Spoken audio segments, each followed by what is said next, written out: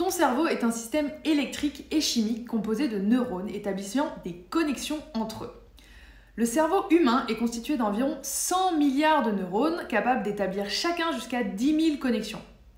Le nombre de connexions potentielles est donc astronomique, il est d'1 million de milliards 10 puissance 15. Ton cerveau est séparé en deux hémisphères, le gauche et le droit.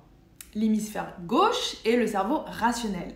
Il contrôle la partie droite du corps, la parole, l'écriture, le calcul, et pense de façon logique. L'hémisphère droit est le cerveau intuitif. Il contrôle la partie gauche du corps, la reconnaissance des formes, des visages, les associations, notre appréciation de l'art, la musique, la beauté ou la nature.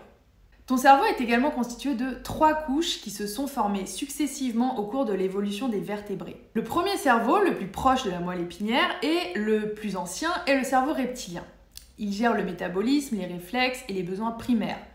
Manger, se reproduire, fuir, combattre. La deuxième couche est le cerveau limbique, ou cerveau émotionnel, que nous avons en commun avec tous les autres mammifères. Et enfin, la troisième couche, la plus périphérique, est le cortex. Il existe seulement chez les mammifères évolués et permet le raisonnement, les capacités d'abstraction et de conceptualisation et l'aptitude au langage. Chez le chat et le chien, par exemple, le cortex est à peine présent, avec une épaisseur inférieure à 1 mm, tandis que chez l'homme, l'épaisseur du cortex est entre 1 et 4 mm. Maintenant, à propos des neurones. À l'intérieur de ton cerveau se trouvent les neurones. Le neurone est une cellule. Il ressemble à un arbre avec des branches, un tronc et des racines. Le rôle du neurone est de recevoir et de transmettre de l'information. Il fonctionne en se connectant aux autres neurones par ses racines et reçoit les informations entrantes des autres neurones par ses branches. Ces informations entrantes sont des neurotransmetteurs qui sont déclenchés par des impulsions électriques. Et ces impulsions électriques sont tes pensées, tes émotions, tes actions. En gros, imagine que ton cerveau est comme une grande forêt et chaque arbre dans cette forêt représente un neurone.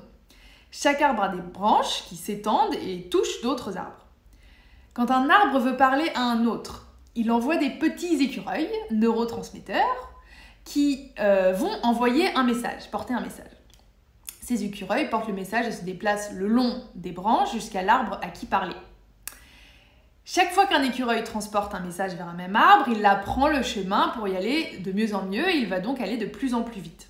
Ainsi, plus les écureuils passent souvent entre deux arbres, plus cela crée un chemin clair entre eux et l'arbre peut alors développer une racine souterraine qui rejoint l'autre arbre pour entrer en communication directe et permanente avec cet arbre.